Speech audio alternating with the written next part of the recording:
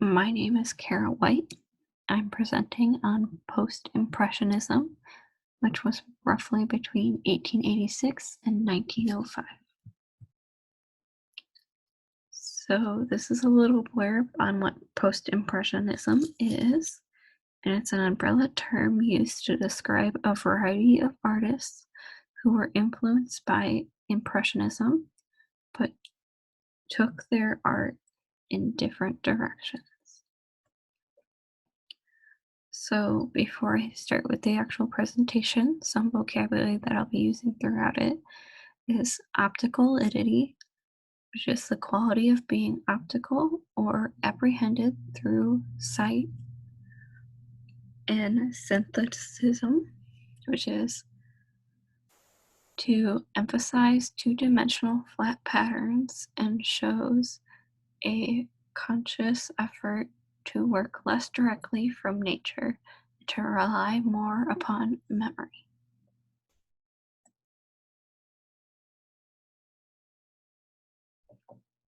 So I want to start off by saying some of the artwork that I have throughout the piece, throughout the presentation, they're all labeled the same with the artist in bold and the name of the piece underlined, followed by the year. I won't talk about all of them, but they're all labeled in case you need to look them up. But some key ideas. There was a wide range of artistic styles. They responded to the opticality of Impressionism movement. Symbolic and highly personal meanings were particularly important to post-impressionists. Critics grouped the various styles within post-impressionism into two general opposing stylistic trends. One side was structured or geometric style that was the precursor to Cubism, while on the other side was the expressive or non-geometric art that led to abstract expressionism.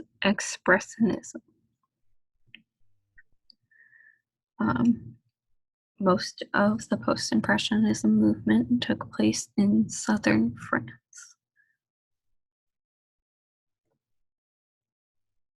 So historical background, this is some stuff that was happening leading up to the movement. It's very general from around the world, just so you have an idea of kind of what was going on. The British government began to organize schools in 1870, although they were not free to all children until 1891. In 1871, Charles Darwin published The Descent of Man, where he said that humans had to have evolved from earlier forms of life. In 1872, Susan B. Anthony and 50 other women were arrested for trying to vote in the presidential election. In 1876, the telephone was created, and in 1885, the creator of Mercedes made the first motorcycle. So the three artists that I'm going to talk about are Henri de Toulouse-Lautrec, Georges Seurat, and Paul Gauguin.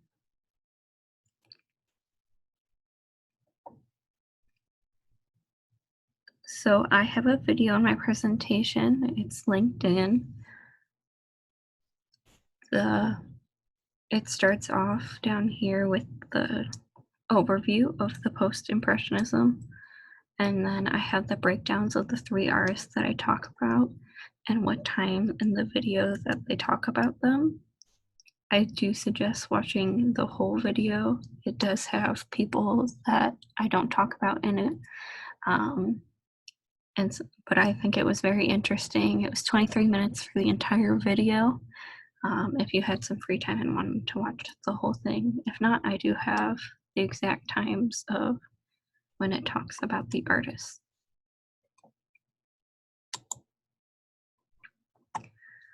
So, about the artists. To start off with, I have how old each of the artists were when they died, just so you have a general idea of their like lifespan. So, Toulouse-Lautrec had a deformity. When he was a child, he broke both of his legs, and he only stood at 5 feet tall. He had a regular sized torso, but very short legs.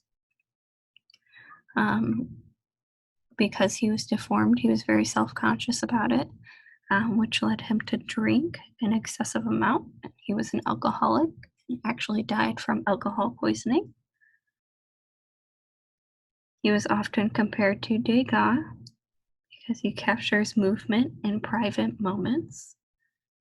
He enjoyed focusing on nightlife.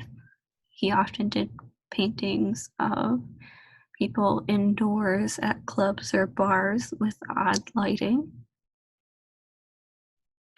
He did a series of bored prostitutes, so prostitutes living their everyday lives and not necessarily doing the actions that prostitutes normally are depicted doing. He made a lot of characters, including ones of himself, to emphasize how strange he thought he looked. And he actually started poster art.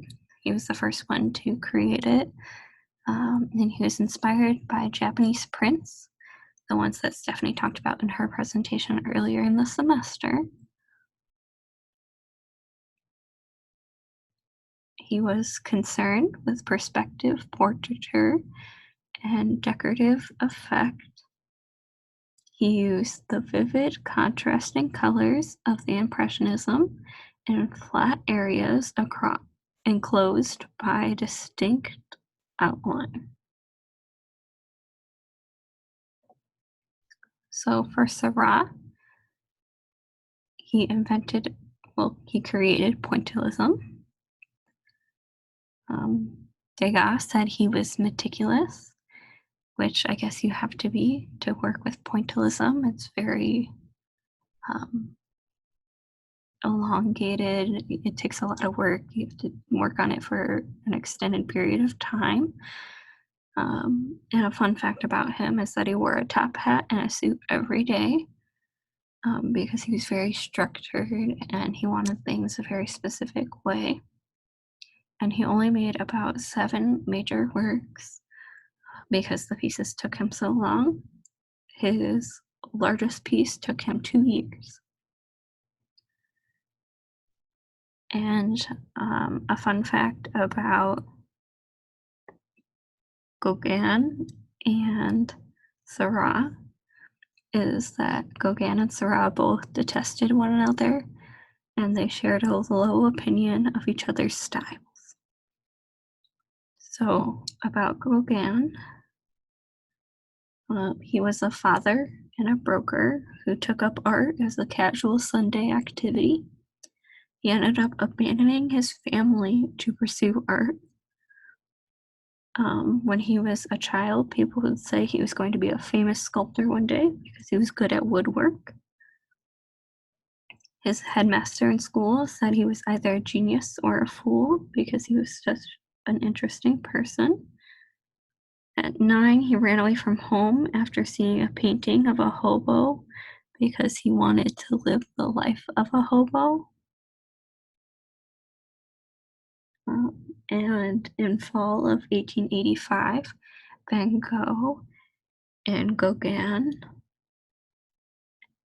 shared a small apartment and a studio space in the south of France. The two artists forged a rocky but mutually beneficial relationship while they both shared an interest in symbolic content and images that were abstracted from the natural appearances. Gauguin developed these ideas further in his theory of synthesis. In his work, Gauguin frequently discarded shaded modeling and single-point perspective, and instead used pure color, strong lines, and flat two-dimensionality to elicit an emotional impact. Some people say he freed artists from the restraints that were set up by the artists before them.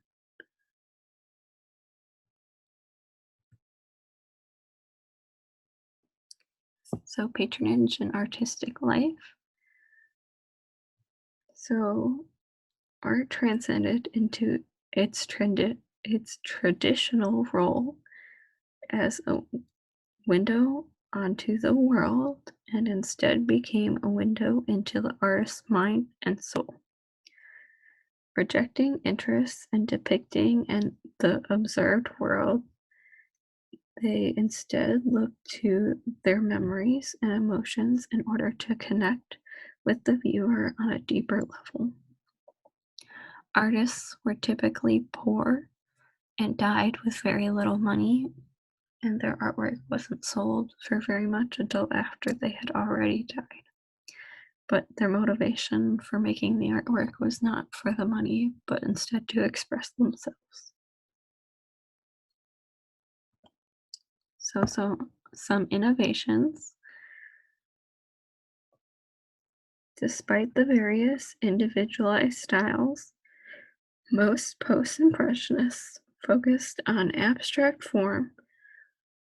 Their early learnings towards abstraction paved the way for exploration of abstraction that took place in the early 20th century. Like I said before, poster art began, and part of their abstraction really paved the way for surrealism.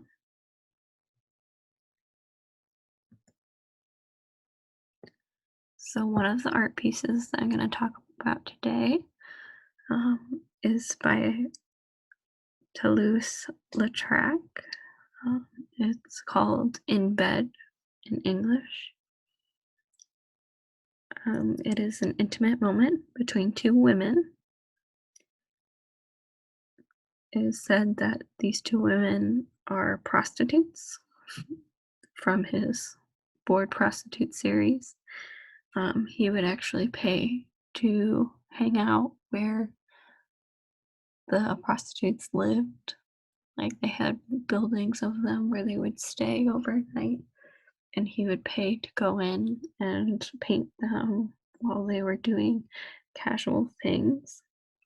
It is said that these two are lesbians, and it was a picture of like innocence and intimacy, um, and just even if they are prostitutes, and at the time, um, gay rights definitely weren't a thing, and it was very frowned upon, and both of them were viewed as dirty, and here they are depicted as just a casual, nice moment between the two of them.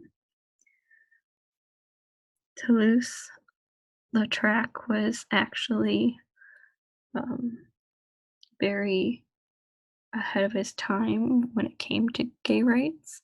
He wasn't a very big activist, but he did stand up for a few of his gay friends.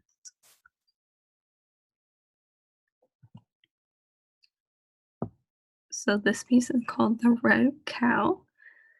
I didn't find a lot of information about the actual piece.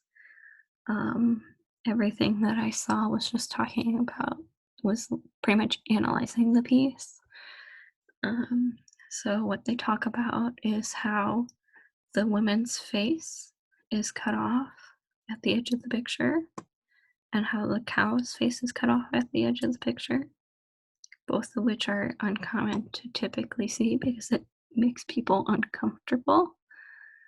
Um, Another thing they talk about is the contrast of colors, how the cow is a red-orange color which contrasts with the green grass, but comes back in the flowers and in her hand the jug and a little bit of her shirt. But she is purple and blue, which contrasts again with that. Um, and then there is clearly a reason why he chose the colors that he did, because he was very big on colors show emotion. We don't know exactly why he chose the colors that he did because they had different meanings to him, but he had some reason to do these colors. Another thing that they talk about is how there's shadowing on the woman's face and on the cow, and there's different lighting. It's not an atmospheric lighting where they all have the same lighting. It's each thing in the picture has a different light source, so it doesn't add up exactly where you could picture yourself there, um, which is not super common for the time period.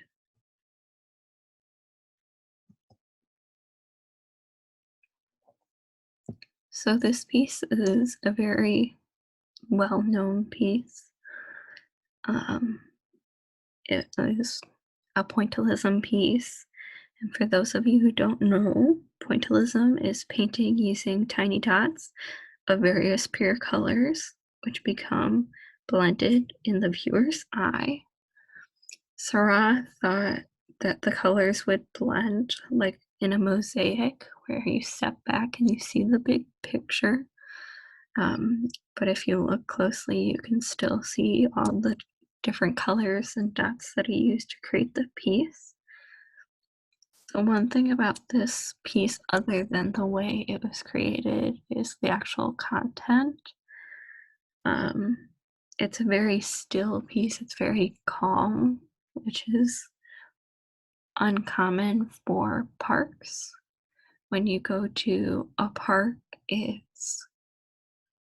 there's lots of screaming children and there's animals running around, and there are children in the picture running around, and there are animals moving throughout the piece, but it still has a very calm tone to the piece. And you just, it's very, there's nothing crazy going on in it. It's very still.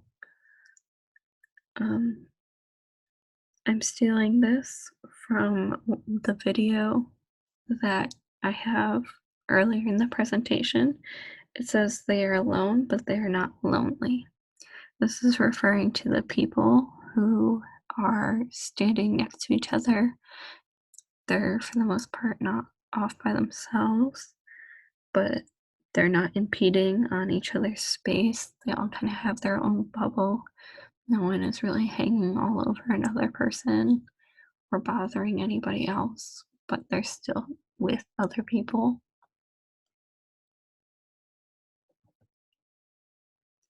So this is a close-up, so you can see the actual colors used throughout it. It's not just one color, it's multiples, ones that you wouldn't even think would be in there. In that section is the woman with the umbrella sitting next to the girl in the red. And so that's the close-up of that section there. So this is the piece that I decided to critique, the nude standing before a mirror. So this piece stuck out to me. I love doing portraits, specifically of women. They're not always nude, but I tend to do nude portraits. So this one automatically caught my eye. This one again was by Toulouse-Lautrec. So he he was the one who did the prostitutes. So my guess is it's one of those. Um, but this piece, I love how pale she is compared to everything else in the picture. There's lots of blues and reds and purples. And even with like the cloth in her hand or like the pillow on the bed, um, they're white, but they're like a blue white. So that way it still stands out more than they do.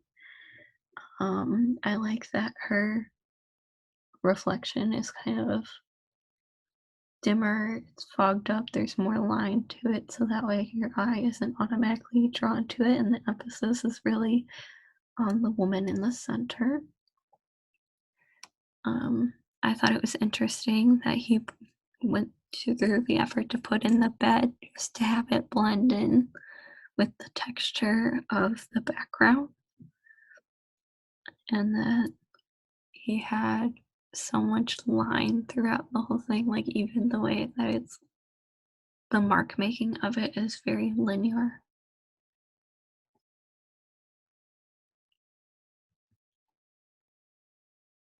So for the class critique, I asked 3 questions about this portrait of Vincent van Gogh. I said, how does the artist use the media in this piece? What do you think the reasoning behind the colors chosen? And how does this compare to how Van Gogh depicts himself in his self portraits?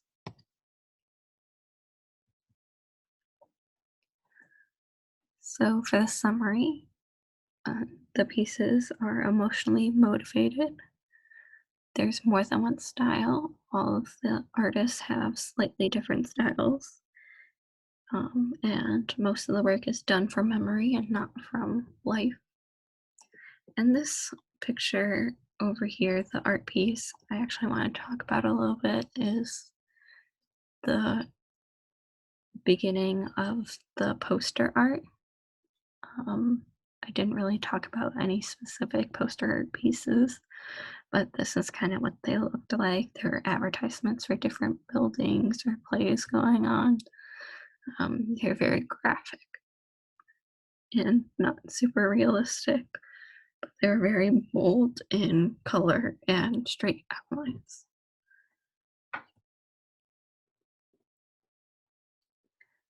So I actually have my current event article linked into this. If you click on the actual title on this one, it'll take you to the link. And here are my works reference.